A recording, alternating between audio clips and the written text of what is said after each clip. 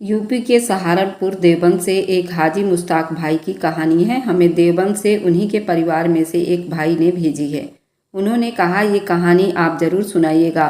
दोस्तों, ऐसा क्या हुआ था जब एक देवबंद के रहने वाले हाजी मुश्ताक भाई का इंतकाल सऊदीया में खानाए काबा के सामने हुआ। जैसे ही मैयत को दफनाने का वक्त आया तो इमाम साहब ने एक ऐसा काम मैयत के साथ किया कि देखने वालों के होश उड़ गए। ये कहानी हमें सहारनपुर देवबंद से हबीब भाई ने भेजी है और कहा गया है कि इसे ज़रूर लोगों तक पहुंचाइएगा ताकि ये गुनाह कोई भी ना करे और सभी को अल्लाह अपने हिफ्ज़ो अमान में रखे। आमीन। चलिए सुनते हैं हबीब भाई के जुबानी ये कहानी। सभी लोग हाजी मुश्ताक को खुश नसीब समझ रहे थे कि कैसा नेक बंदा था जिसका इंतकाल खानाए काबा में हुआ।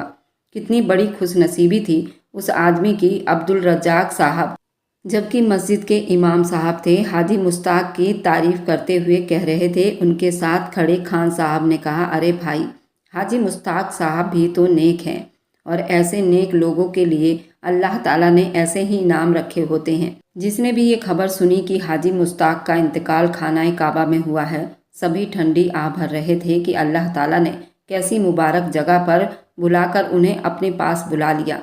लेकिन सच सिर्फ एक ही आदमी जानता था और वह था मैं। ये एक इत्तेफाक ही था। मुश्ताक और मेरा वीज़ा एक साथ ही लगाया गया था और हमारी फ़्लाइट भी एक ही दिन की थी। मैंने बचपन से मुश्ताक साहब को नरम और लोगों की मदद करने वाला इंसान के रूप में देखा था। बचपन से अब तक मैं मुश्ताक साहब को कभी भी किसी से लड़ते झगड़ते नहीं देखा था। जब भी किसी के घर में कोई मुश्किल पेश आती थी तो हाजी मुश्ताक फ़ौरन उसके घर पर पहुंच जाते थे। मैं तो खुद को बहुत बड़ा खुशनसीब समझ रहा था कि मैं हाजी मुश्ताक के साथ उम्रा करने जा रहा हूँ, लेकिन मैं नहीं जानता था कि वहाँ जाकर मुझ पर कैसे कैसे राज खुलने वाले हैं। जहाज़ के पूरे सफ़र में मैंने हाजी मुश्ताक को तस्बीह पढ़ते देखा था। पूरे रास्ते ही वह अपनी आंखें बंद करके तस्बीह पढ़ रहे थे। मेरे दिल में हाजी मुश्ताक की बहुत इज्जत थी और वह आदमी रोज़ाना 5 लाख का खाना गरीबों में तकसीम करता था। कई बेटियों की शादी अपने पैसों से करवा चुका था। लोग उसे दुआएं देते थे। आज तक मैं भी उसे दुआएं ही देता रहा, लेकिन इस सफ़र ने तो मेरा दिमाग घुमा कर रख दिया। फ़िलहाल हम लोग अपने होटल पहुँचे और फिर वहाँ से मक्का मुकरमा पहुँचे। जैसे ही हमने खानाए काबा को अपने सामने देखा तो हमारा दिल हमारे काबू से बाहर हुआ था। और यह सब अल्लाह वाले के साथ ही होता है। अपने रब के घर को अपनी आंखों के सामने देखकर आंसू जारी हो जाते हैं। दिल तड़प कर रह जाता है कि काश कि अल्लाह ताला अपने चाहने वालों को अपने घर की दीदार करवाए। हाजी मुश्ताक का भी यही हाल था और वे रोए जा रहे थे और आंसू मेरे भी आंखों से बह रहे थे। जैसे जैसे हमारे कदम खानाए काबा की तरफ बढ़ रहे थे, वैसे वैसे हमारे दिल की अजीबो गरीब सी हालत हो रही थी। हम उसे शब्दों में बयां नहीं कर सकते। दिल की तड़प थी कि कदमों के साथ साथ बढ़ती जा रही थी। दिल चाह रहा था कि सारे फासले जल्दी ख़त्म करके रब्बुल इज्जत के लिहाफ से लिपट कर बिलक बिलक कर रोना शुरू कर दे। और ऐसा ही दिल वहाँ पर आने वाले हर अल्लाह के चाहने वालों का कर रहा था। वैसे किसी को भी किसी की होश न थी। ऐसा लगता था बस मैं हूँ और मेरा रब है और तीसरा कोई भी नहीं। अपने गुनाहों की लंबी लिस्ट भी याद आने लगी और गुनाह भी। इसलिए अपने आंसुओं पर हमारा बस नहीं था। मुझे समझ नहीं आ रही थी मैं क्यों रो रहा हूँ।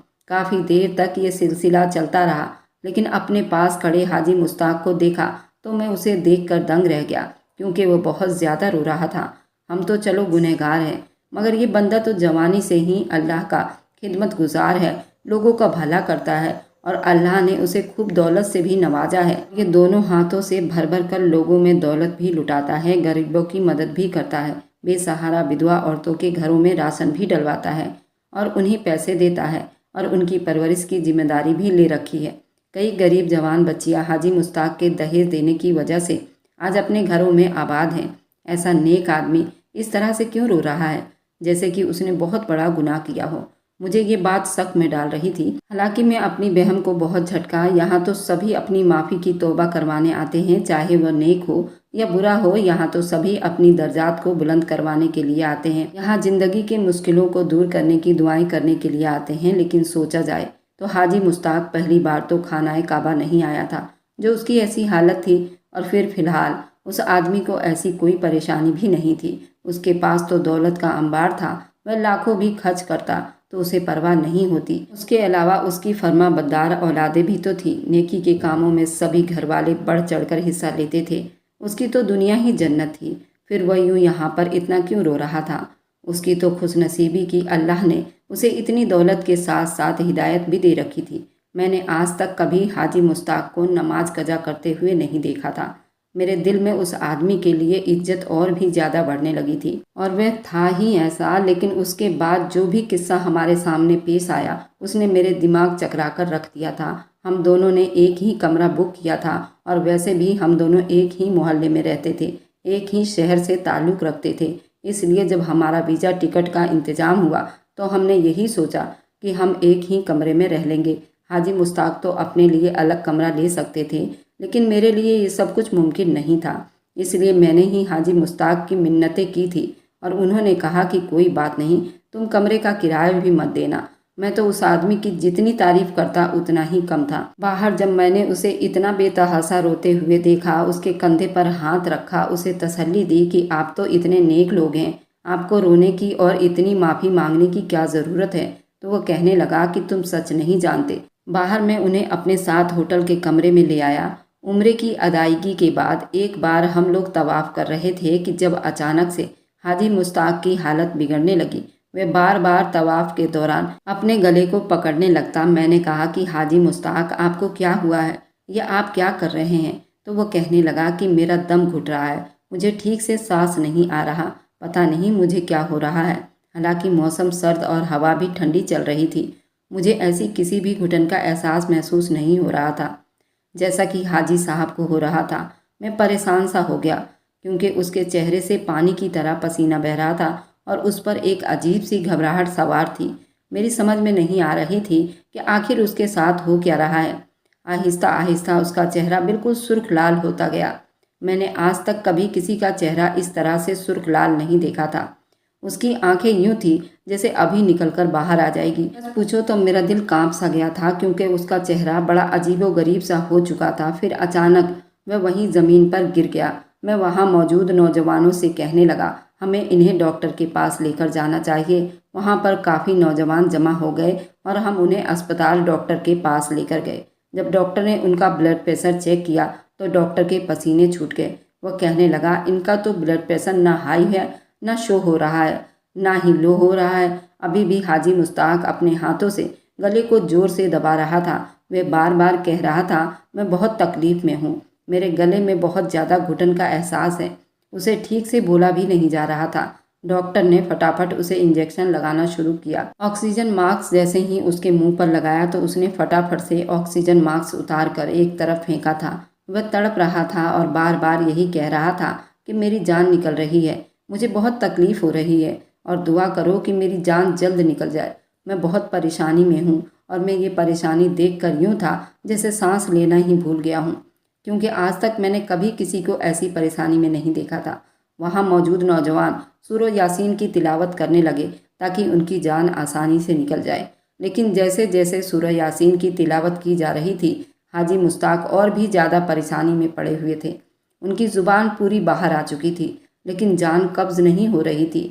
یہ سب دیکھ کر وہاں موجود سب جوان مجھے کہنے لگے، ضرور اس آدمی نے کوئی نہ کوئی ایسا گناہ کیا ہے جس کی وجہ سے اسے ایسی پریشانی مل رہی ہے۔ اور اس کے بعد سعودیہ حکومت نے جو کچھ حاجی مشتاق کے ساتھ کیا، اسے دیکھ کر میری روح کانپ گئی تھی۔ میں یہ سوچنے لگا، آخر اتنا نیک بندہ ایسا بھی کون سا گناہ کر سکتا ہے کہ آخری وقت میں اس کی اتنی پریشانی مل رہی ہو۔ میرا دل اس بات کے لیے مان ہی نہیں رہا تھا، کیونکہ میرا پورا بچپن حاجی مشتاق کی نیکیوں کو دیکھتے ہوئے گزرا تھا۔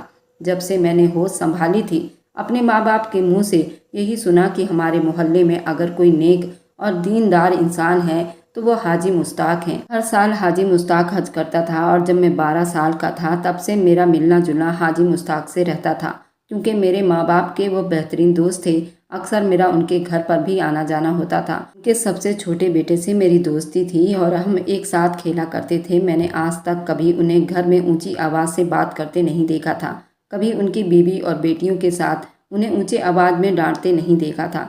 جب بھی وہ گھر آتے تو سب سے پہلے سلام کرتے تھے۔ اپنی بیوی اور بچیوں سے سب سے پہلے یہ سوال کرتے کہ کیا تم لوگوں نے نماز پڑھی، کیا کلام پاک کی تلاوت کی؟ मैं तो जब उनके घर का माहौल देखता तो मुझे बड़ी खुशी होती थी कि दुनिया में भी ऐसे घर और ऐसे माहौल हैं जहाँ पर ऐसे लोग रहते हैं जिन्हें नमाज और कुरान पाक की इतनी फिक्र है। मैं भला कैसे उस आदमी के बारे में गलत सोच रख सकता था कि उसने कोई गुनाह किया है जिसकी वजह से उनकी हालत ऐसी हो गई है। यही बात मुझे शक में डाल रही थी। ऐसा कैसे मुमकिन है कि मैं हमेशा उस आदमी को नेक काम करते देखा और एक बार हमारे मोहल्ले में एक औरत के शौहर के साथ हादसे में उसका इंतकाल हो गया। उसके छोटे छोटे बच्चे थे और कोई भी उसकी मदद करने के लिए तैयार नहीं था। यहाँ तक कि उसके ससुराल वालों ने उसके शौहर का सारा हिस्सा अपने नाम करवा लिया और ज़बरदस्ती कागजात पर उस औरत का अंगूठा लगवा लिया और उसके शौहर की जायदाद को अपने नाम करवा लिया। और उस औरत के माँ बाप ने उसे अपने पास रखने से भी मना कर दिया।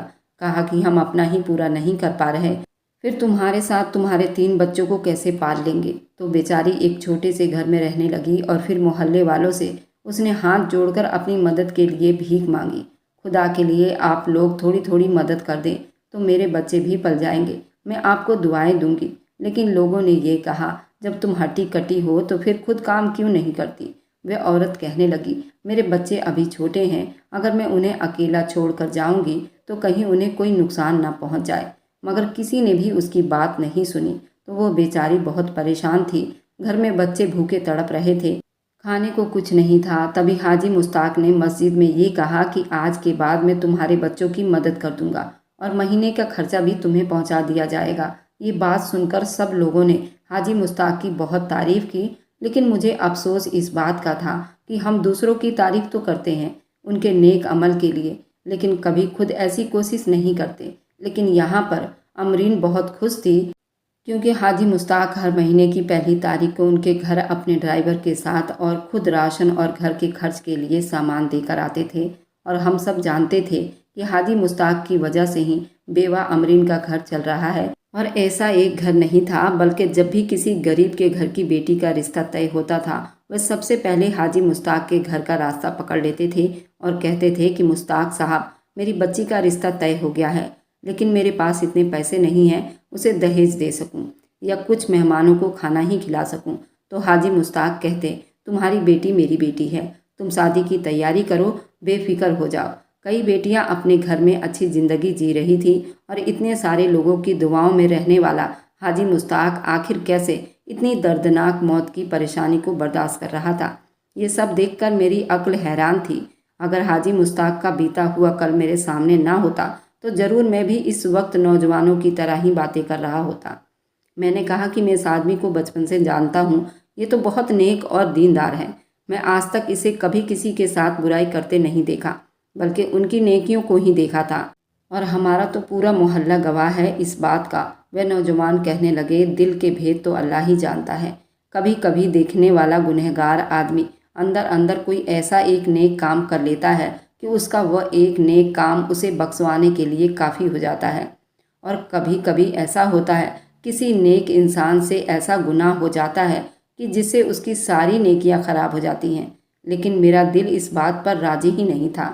मुझे याद आने लगा, बचपन में मेरा स्कूल का एक दोस्त था जिसके पास पढ़ने के लिए फीस के पैसे नहीं थे और रोज़ाना हमारी क्लास के टीचर उसे इस बात पर डांटती थी और डंडे मारती थी, इसने फीस जमा क्यों नहीं करवाई। और वह सबके सामने शर्मिंदा होता रहता था, मगर अपनी जुबान से कुछ नहीं कहता था। शायद वो बच्चों के सामने ये नहीं कह सकता था कि उसके पास देने के लिए फीस के पैसे नहीं हैं, उसकी किताबें भी फटी हुई थी। इस बात पर भी वह टीचर से रोज़ाना मुंह पर थप्पड़ खाता रहता था। हमारी टीचर इतनी जोर का थप्पड़ मारती थी कि 5 उंगलियां उसके गाल पर छपी रहती थी। पता नहीं मुझे क्यों उस लड़की को देखकर बहुत तरस आता था। अक्सर हम सब लड़के मिलकर अपनी जेब खर्च जमा करते थे और उस लड़के के बैग में चुपचाप डाल देते थे और कहते थे कि हाजी मुश्ताक भी ऐसे ही करता है और हमें भी नेकी करनी चाहिए। एक बार हमारे क्लास फेलो को डंडे से इतना मारा कि बेचारे की कमर तक दाग पड़ गई थी। अपने घर गया था, हमें इतना टीचर पर गुस्सा आया था। रात को जब मैं पापा के साथ मगरिब की नमाज पढ़ने के लिए मस्जिद गया, हाजी मुश्ताक साहब से मैंने अपने उस क्लास फेलो के बारे में बात किया तो ये सब सुनकर कहने लगे कि बच्चों के साथ इतना बुरा बर्ताव करने वाली टीचर को स्कूल में ही क्यों रखा गया। फिलहाल अगले दिन हाजी मुश्ताक स्कूल आए थे और उस बच्चे की पूरी फीस भरती थी और फिर प्रिंसिपल को भी झाड़ सुनाकर गए थे। अगर किसी के बच्चे के पास भरने के लिए फीस ना हो या फिर उनकी किताबें फटी हुई हों तो खबरदार, जो किसी बच्चे के ऊपर हाथ उठाया तो तुम बस मुझसे बात करो, फीस भर दिया करूँगा। ऐसा नेकी करने वाला इंसान सबके सामने आता था, सबकी मदद करता था। भला वह कैसे इतनी परेशानी से गुजर रहा था? आखिर वह अपने आखिरी समय में क्यों इतना परेशान था? मैं समझ नहीं पा रहा था। मेरा दिल अजीब शकों के लपेट में आ चुका था। मैं बार बार यही सोच रहा था, आखिर ऐसा नेक आदमी क्यों इतनी परेशानी बर्दाश्त कर रहा है, जिसे न मौत आ रही है और न ही जिंदगी मिल रही है। मौत आकर उसके हल्क में अटक गई है और वह अपने मुंह से खुद मौत मांग रहा है और किस तरह तकलीफ में पड़ा हुआ है। डॉक्टर उसे आदमी को इंजेक्शन पर इंजेक्शन लगाए जा रहे थे, लेकिन कोई भी दवा उस आदमी पर असर नहीं कर रहा था। अब वो इतनी परेशानी में था कि वह इतनी बुरी तरह से चिल्ला रहा था और उसकी आवाज़ भी बहुत भयानक थी। आखिर हाजी मुश्ताक के साथ मामला क्या था? वह इतनी परेशानी में क्यों था? हमें इतनी परेशानी ना होती अगर वह जरा सा भी गुनहगार बंदा होता तो, क्योंकि हमने सुन रखा था जब किसी गुनहगार बंदे की मौत का वक्त करीब होता है तो उसे तकलीफ मिलते ही हैं। लेकिन हाजी मुश्ताक के साथ तो ऐसा कुछ भी नहीं था। वह तो बहुत नेक आदमी था। उसका अपने घर वालों के साथ ही नहीं बल्कि मोहल्ले वालों के साथ, मिलने वालों के साथ, सबके साथ बहुत अच्छा था और हर आदमी उसे अच्छा कहता था। मुझे नहीं याद कि मेरी 30-32 साल की ज़िंदगी में किसी के मुंह से हाजी मुश्ताक के बारे में कोई भी बुराई सुनी हो। और ऐसा नेक आदमी इतना तकलीफ में था, अंदर ही अंदर मेरा दिल कांप कर रह गया था। ऐसा नेक आदमी इस तरह तकलीफ से गुजर रहा हो तो न जाने हम गुनहगारों का क्या अंजाम होने वाला है। फिलहाल 4 से 5 घंटे वह इंसान बहुत तकलीफ से गुजर रहा था, फिर वह इंतकाल कर गया। जैसे ही उसका इंतकाल हुआ मैंने ये खबर उसके घर वालों को पहुंचा दी। सभी हैरान थे कि वे तो अच्छे भले उम्रा करने गए थे, उनको तो आज तक कभी ब्लड प्रेशर हाई ना हुआ था, कभी बुखार नहीं आया था और ना ही कभी छींक तक आई थी। हमेशा सेहतमंद तंदुरुस्ती वाली ज़िंदगी जी थी, फिर एकदम से कैसे इंतकाल कर गए। फिलहाल जैसे ही ये खबर उन तक पहुंची उसके घर पर तो कोहराम समझ गया। मुझे मोहल्ले वालों के फ़ोन आने लगे, हाजी मुश्ताक के साथ क्या मामला हुआ है। लेकिन मैं चुप था, किसी से क्या कहता कि मैंने ऐसी बुरी मौत कभी किसी की नहीं देखी थी जैसे कि हाजी मुश्ताक की देखी थी। मैंने अपनी जुबान बंद रखी थी। अभी तक मेरा दिल कांप रहा था और मेरे शब्दों में लड़खड़ाहट थी। मेरा दिल कांप रहा था, मुझे किसी से ठीक से बात नहीं हो पा रही थी। मेरा दिल जोर जोर से धड़क रहा था और जब भी मुझे हाजी मुश्ताक की मौत का मंजर याद आता था तो मैं अंदर से हिलकर रह जाता था। मैंने अपनी आंखों के सामने हाजी मुश्ताक जैसी मौत कभी नहीं देखा था। मैंने अपने सामने रूह निकलते हुए कई लोगों का देखा था, लेकिन ऐसी दर्दनाक मौत मैंने पहले किसी को मरते नहीं देखा था, किसी गुनहगार को भी नहीं। अब मेरे अंदर एक बेचैनी सी थी जो शक में डाल रही थी। आखिर हाजी मुश्ताक ने ऐसा भी कौन सा काम किया जो दुनिया में आखिरी वक्त में इतनी परेशानी का सामना करना पड़ा। उस वक्त मेरा दिमाग इस काबिल नहीं था कि मैं इसके बारे में सोचता, लेकिन लोग फ़ोन पर मुझे ये कह रहे थे कि कैसा भला बंदा, कैसा नेक इंसान था। अल्लाह ताला ने उसे अपने घर बुलाकर उसे अपने पास बुलाया है। हमें तो पहले ही पता था कि जिस तरह हाजी मुश्ताक ने नेकी और दीनदार का काम किया, खानाए काबा में उनकी आखिरी लम्हा गुजरी, लेकिन किसी को क्या पता था उसकी मौत एक दर्दनाक मौत होगी। मैंने अपनी जुबान बंद रखने में ही भलाई समझी थी, क्योंकि कहते हैं किसी के भी बुरे मौत के बारे में किसी दूसरे को नहीं बताना चाहिए, क्योंकि ये बंदे और अल्लाह का आपस का मामला होता है और हो सकता है उसे आखिरी वक्त में परेशानी दी गई हो और उसके आगे पीछे और सारे गुनाह माफ़ कर चुके हों। कभी कभी ऐसा भी होता है कि इंसान की सारी तकलीफ़ें उसे इसी दुनिया में ही दिखा दी जाती है और उसके बाद उसके सारे रास्ते आसान हो जाते हैं। शायद ऐसा ही कुछ हाजी मुश्ताक के साथ भी हुआ हो। मैं उनके बारे में हमेशा अच्छा ही सोचना चाहता था, लेकिन दिल था जिसकी बेचैनी सर पर चढ़ रही थी। ये जानना चाहता था आखिर असल हकीकत क्या है, आखिर सच्चाई क्या है, ताकि मैं भी इस गुनाह से बच सकूं। मैं क्या, वहाँ जितने भी नौजवान थे बस यही डर रहे थे, बस सब यही कह रहे थे। हमें ये जानना चाहिए आखिर इस आदमी ने ऐसा भी क्या गुनाह किया था कि उसको ऐसी दर्दनाक मौत आई, ताकि हम ऐसे गुनाह से बच सकें। बस नौजवान मुझसे ही सवाल और जवाब कर रहे थे, क्योंकि मैं ही वहाँ हाजी मुश्ताक को ज़्यादा जानता था। वह सब हिंदुस्तान दूसरे देशों से आए हुए थे, लेकिन हाजी मुश्ताक की मौत को देखकर बहुत शक में थे। वे सब मुझसे बार बार पूछते थे कि तुम बताओ ये आदमी कैसा था, आखिर कभी तो तुमने उसके अंदर कोई बुराई देखी होगी, आखिर किसी ने तो उसके बारे में कोई ना कोई सच बताया होगा जो कि इस आदमी की शख्सियत की असली नक्काशी बता सके। मेरा दिमाग बिल्कुल सुन्न हो चुका था, मैं सोच सोच कर थक चुका था, लेकिन मुझे कोई भी ऐसा वाकया याद नहीं था जिससे मैं उस आदमी को बुरा कह सकता था या सोच सकता था शायद उसने ये गुनाह किया हो। वह यूपी के सहारनपुर में सभी समझ रहे थे कि हाजी मुश्ताक खुशनसीबी का आखिरी इनाम भी पा चुका है, लेकिन किसे पता था सच तो कुछ और ही था।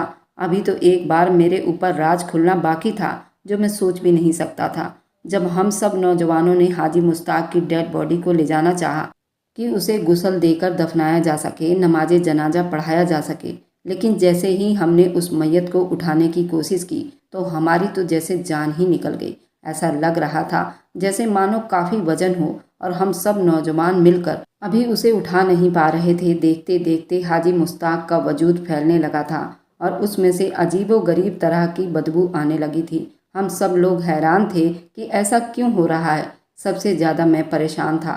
फिर एक नौजवान मुझसे कहने लगा कि तुम तो कह रहे हो कि तुम इन्हें बचपन से जानते हो कि बहुत नेक हैं, लेकिन जो उसकी मैयत की हालत हो रही है वह तो कुछ और ही बता रही है।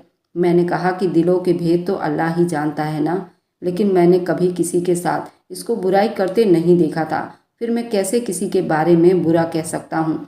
लेकिन एक ऐसा सवाल था जो मुझसे वहाँ मौजूद सभी नौजवान के दिमाग में घूम रहा था।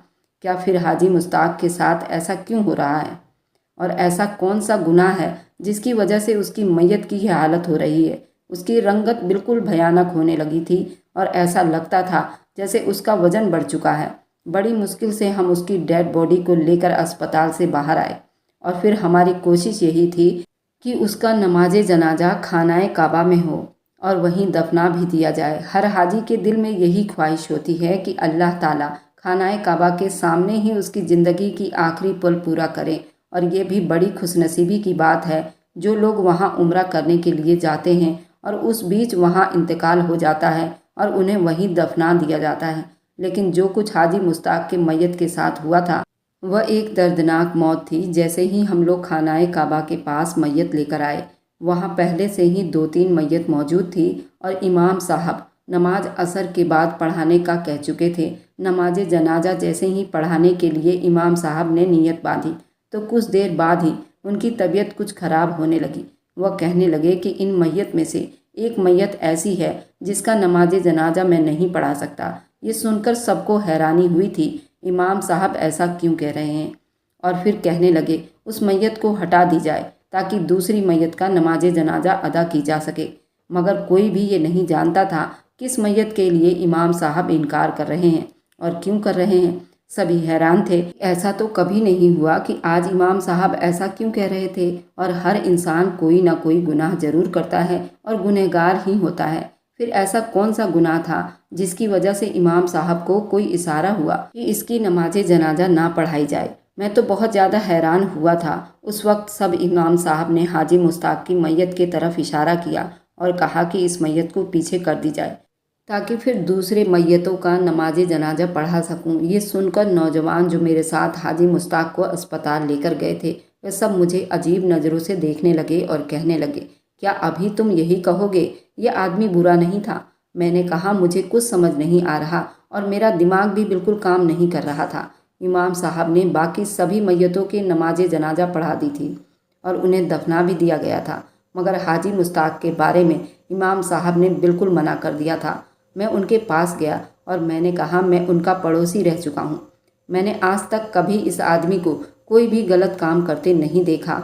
फिर आपने इस आदमी का नमाज जनाजा पढ़ाने से क्यों इनकार किया? मेरी बात सुनकर उन्होंने एक नज़र मुझे बड़े गुस्से से देखा और फिर कहने लगे, क्या तुम्हें इतना भी नहीं पता कि यह आदमी कौन सा गुनाह खुलेआम करता था? मेरा तो दिल कह रहा था कि उसकी मैयत पर जूते मारूं।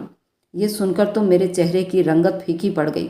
ठीक है, आखिर ऐसा भी कौन सा गुनाह किया है इमाम साहब? उसकी मैयत पर जूते मारने की बात कर रहे हैं और ये बात कोई छोटी बात नहीं है, बहुत बड़ी बात है। आखिर ऐसा भी क्या हुआ जो हम नहीं जानते? अब तो मुझे और भी ज़्यादा शक होने लगा था कि मैं ये जान सकूं आखिर इसकी वजह क्या है।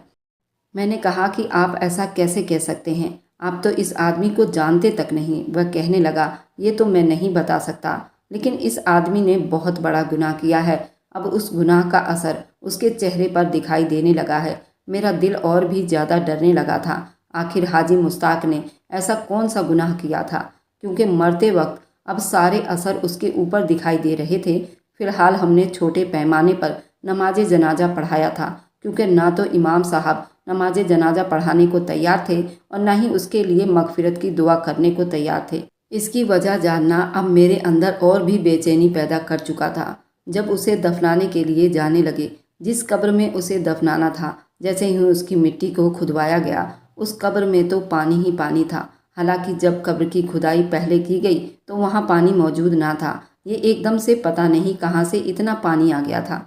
जल्दी से पानी को सुखाया गया, लेकिन जितना पानी कब्र से निकालते उतना ही पानी अंदर फिर से भर जाता और फिर दोबारा से भर जाता।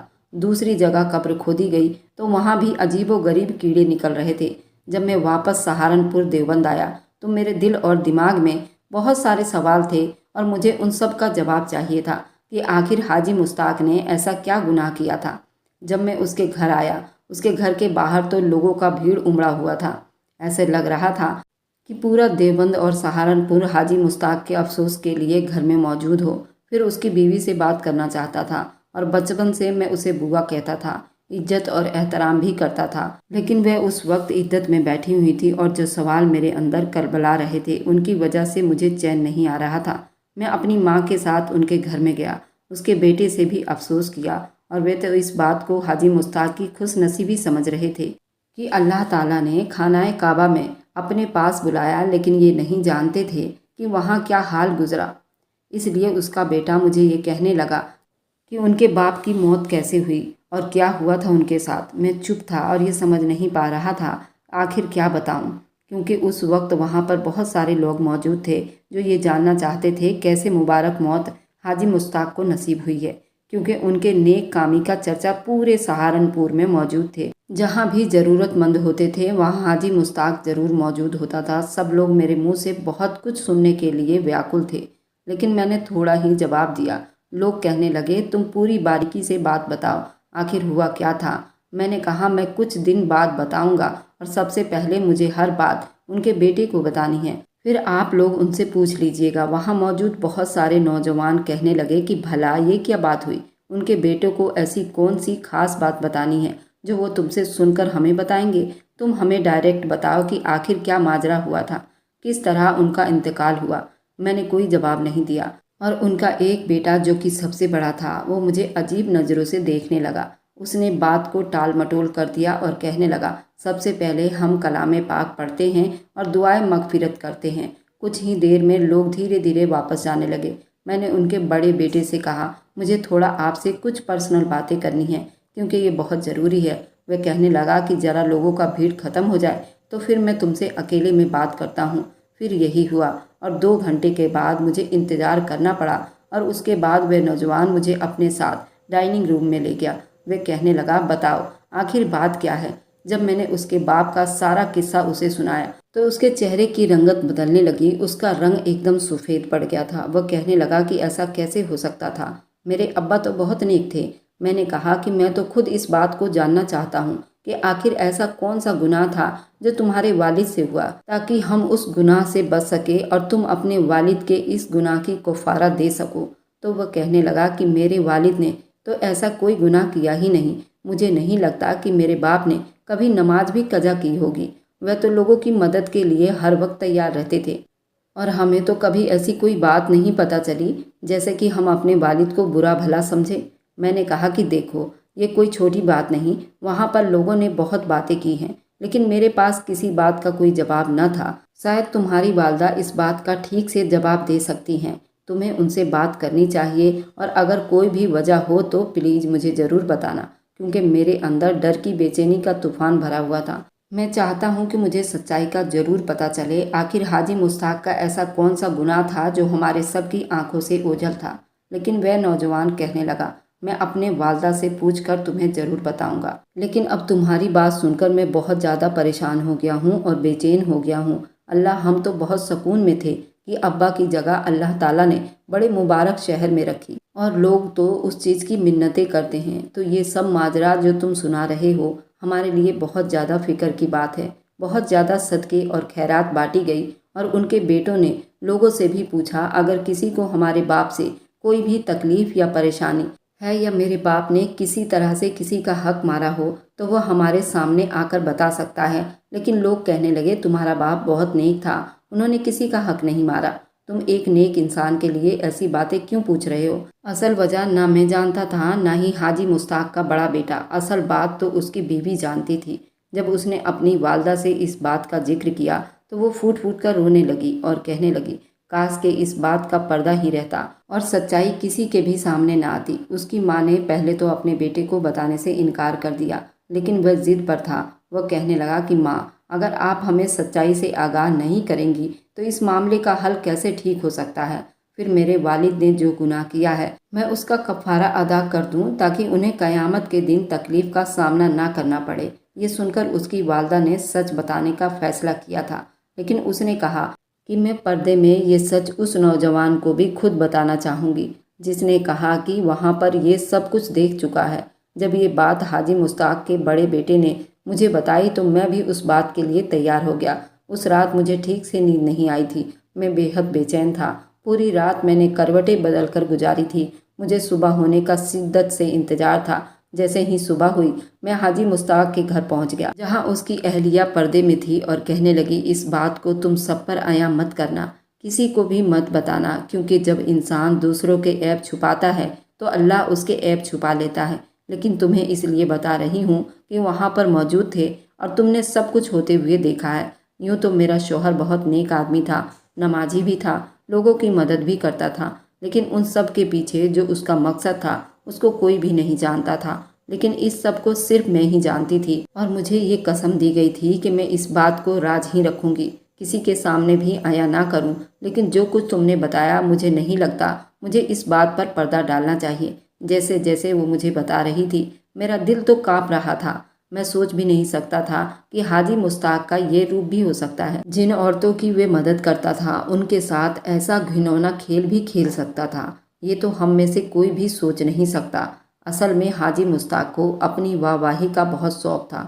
وہ چاہتا تھا اسے دیندار کہا جائے اور دیندار سمجھا بھی جائے، لیکن اس سچائی کے لباس میں جو کچھ وہ بیوہ عورتوں کے ساتھ کرتا تھا وہ دل دہلا دینے والا عمل تھا۔ سب سے پہلے ان کی بیوی نے امرین بیوہ عورت کی کہانی سنائی جو کہ اس ودوا عورت کی ذمہ داری حاجی مشتاق نے لیا تھا، لیکن اسے کہا گیا تھا کہ وہ اپنے گھر کے کاغذات کو گروی رکھ دے تاکہ اس کے بچوں کی ذمہ داری اب ان کے سر پر ہوگی۔ لیکن کاغذ گروی رکھتے سمے ہی اس نے اس پر انگوٹھا بھی لگوا لیا تھا۔ وہ اس کا گھر اپنے نام کروا چکا تھا۔ وہ ایسے ہی کرتا تھا، وہ ایسے ہی بے سہارا اور بے گھر لوگوں کی مجبوری کا فائدہ اٹھاتا تھا اور کہتا تھا کسی کو بھی اس بات کی بھنک نہ لگے۔ وہ ایسے ہی غریب لوگوں سے سود بیاج رکھتا تھا اور لیتا تھا۔ لوگوں کے نظر میں تو بہت نیک اور نامی انسان تھا، پر اس کا اصل کام یہی تھا، دنیا کے سامنے دکھانے کے لیے لمبے لمبے سجدے کرتا تھا، لیکن اصل میں وہ سود کھاتا تھا اور یہی سوچ وہ لوگوں کی مدد کرتا تھا۔ لوگوں کی مدد کرنے کے بدلے وہ ان کے گھر اپنے نام کروا لیتا اور ان کے سود سمیت پیسے لیتا تھا اور نہ ہی اللہ کی رضا کے لیے ان کی مدد کرتا تھا۔ لوگوں کو یہ نظر آتا تھا کہ حاجی مشتاق غریب بچوں کی شادیاں پیسے دے کر کرواتا ہے، لیکن بدلے میں ان کو بیاج پر پیسے دیتا تھا۔ لیکن اس کی بیوی جانتی تھی کہ اس کے لاکر میں بھی بہت سارے ایسے کاغذات تھے جہاں مجبور اور بے بس ضرورت مند لوگوں کے کاغذ پڑے تھے جن پر انگوٹھے لگے تھے، اور ہر مہینے وہ چپکے سے سود کے پیسے وصول کرتا۔ وہ کہتا تھا کہ یہ سارے پیسے میرے ہیں اور میں اپنی عقل سے یہ ساری جائیداد کمایا ہے، اور اندر اندر اس نے سود اور بیاج لیتا تھا جس کی وجہ سے اس کے ساتھ یہ سب کچھ ہوا۔ اللہ تعالیٰ کو انسان کی نیت کا بخوبی پتہ ہوتا ہے۔ اگر کوئی آدمی دنیا کو دکھانے کے لیے نیکی کرتا ہے تو اللہ تعالیٰ کو ایسی نیکی کی کوئی ضرورت نہیں۔ قیامت کے دن ہماری یہ نیکی کسی پرانے کپڑے کی طرح لپیٹ کر ہمارے منہ پر مار دی جاتی ہے کہ تم نے دنیا کو دکھانے کے لیے نیکی کی تھی۔ دنیا میں بھلے تمہیں نیک آدمی سمجھا جائے لیکن آخرت میں تمہاری کوئی جگہ نہیں۔